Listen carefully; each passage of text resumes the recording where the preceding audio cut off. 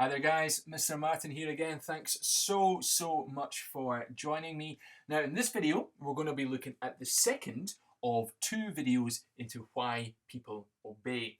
In the last one we looked at situational factors. In this one, we're going to be looking at societal factors. That is, what does society have to say about why people obey?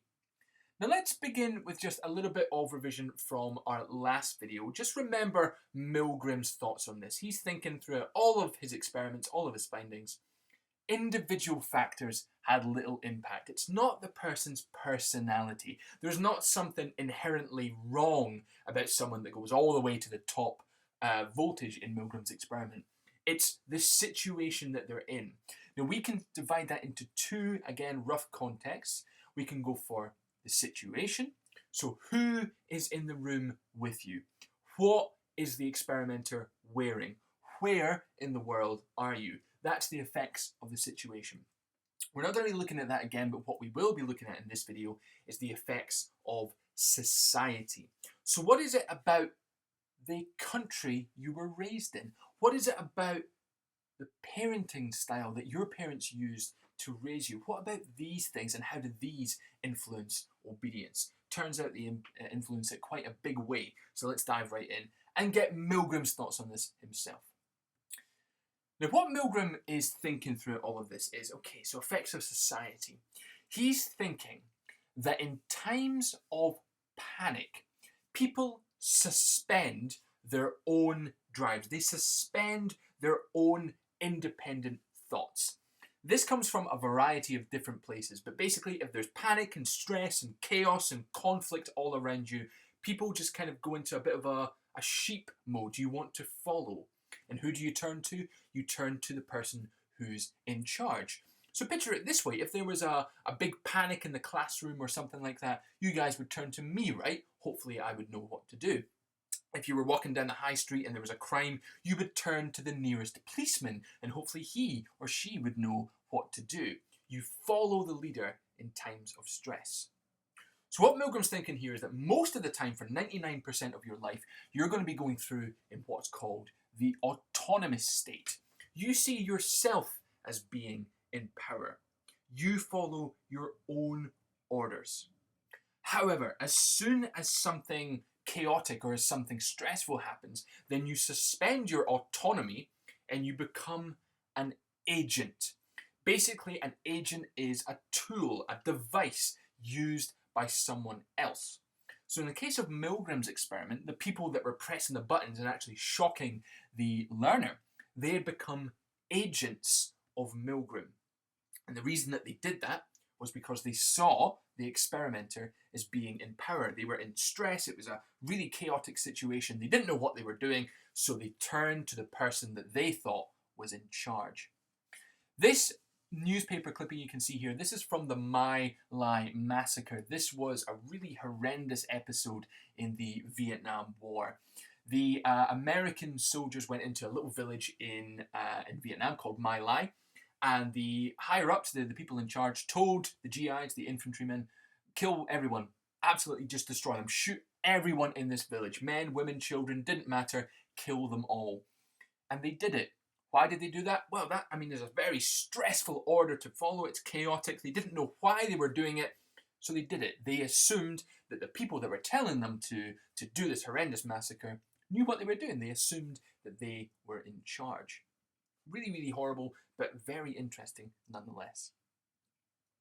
Where does the agency come from then? Why do we follow the leader in times of panic? Well, some of that might come from socialization. And what this means is society as a whole encourages obedience and actively teaches it throughout your entire life. Let's go back to when you were a child. What were you told by your parents? You were told to do what I say. You were told to respect your teachers and do what they say. If a policeman asks you to do something, then you have to do it. You are taught, actively taught, to obey society. And as well as this, not only are you told to do it, which is a kind of a reciprocal argument if you think about it, you are expected to obey being obedient, which is kind of weird, but if you do obey, then you're rewarded for it. If you are respectful, if you follow your teacher's rules, if you follow your mum and dad's rules, you're going to get little treats. You're going to get extra pudding or a little sweetie, whatever else it might be. Disobedient children are punished for the same reasons.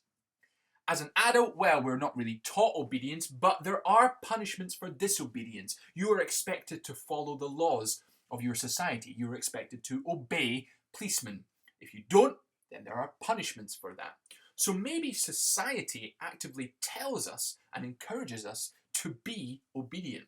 And maybe this is why we enter into the agentic mode, the agentic state, as soon as there's panic. Another explanation of that could come from parenting. So it's not so much about society, but about actively what your parents did when you were a wee one. There's two different types, roughly, of parenting. Most people would have something called democratic parenting, which is where, you are expected to follow a few rules, but you're also expected to think for yourself. The rules are up for discussion. If you feel like you've been treated unfairly, you can have that discussion with your folks.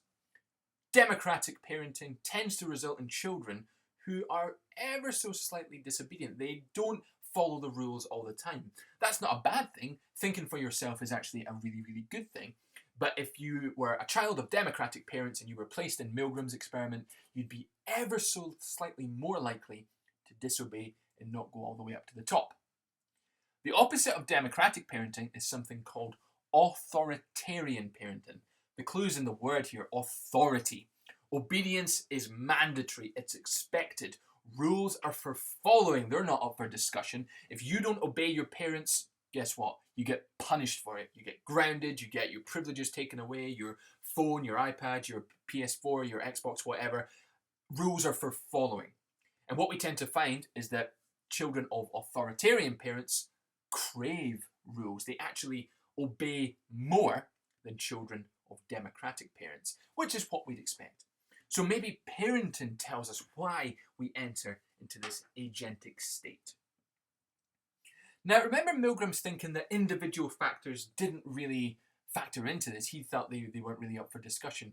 But are there any individual factors which also tell us why people obey? So not the situation, not society, the actual person themselves. Turns out there's not much evidence here, but it's worthy of our discussion anyway.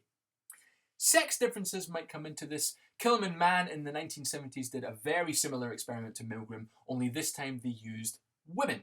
It wasn't quite a painful one. It was you were either ordered to give money to this person or you were ordered to shock them. It was very slightly different. What they tend to find, however, is that women obey slightly less than men in the same scenario. So maybe there's something about the gender that you are that also affects obedience. Maybe. It's a very loose study, that one, but it's worth considering.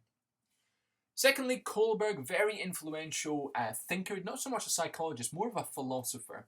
He was talking about something called moral development. He saw people as passing through lots of different stages of moral development. This is where your views of right from wrong come from. It's where your experience with society comes from. There's lots of different things. Kohlberg would argue here that if you had thought about the rules yourself, you'd processed them, you'd realize that sometimes rules can be broken if it's for the greater good. Those kind of people that have a really high level of moral development, they tend to be able to better disobey a command, a really nasty command like give that person a shock or commit this massacre. They tend to say no a little bit more. So maybe there's something about the individual here. Realistically, however, we're going to focus on the society and situational factors. Okay guys, so key concepts then from societal factors. We spoke a little bit about agency. This is the most of the time you're going to go through your autonomous state, which is where you're thinking for yourself, you follow your own rules. However, as soon as something chaotic or panicky happens, then you become an agent. You suspend your own rules and you start to follow the leader. Socialization might have something to do with that. So the rules of society are the rules that you're expected to follow as a child. And we also spoke about the type of parent that you are and how that might affect your child's ability to follow the rules.